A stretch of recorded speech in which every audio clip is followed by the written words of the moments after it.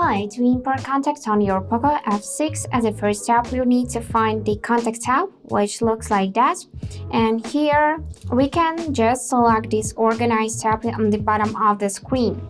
After that, you will need to go in the Manage SIM, and now you'll see all of your SIM card contacts, which are selected here by default. You can remove some of them if you don't want to transfer them to the device. And also, if you signed in your Google account as I did, you would see this tab and you can select either transfer them to your Google account or device. If you didn't sign in, you just see this empty space here, so it would be sent to the device by the default. Let's select Google account, and here we can disable some of the contacts which I don't want to transfer.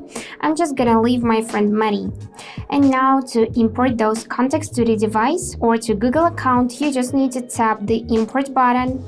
And here you can keep or delete copies from SIM cards. I'm gonna keep them. And now one SIM contact is imported. Let's check it.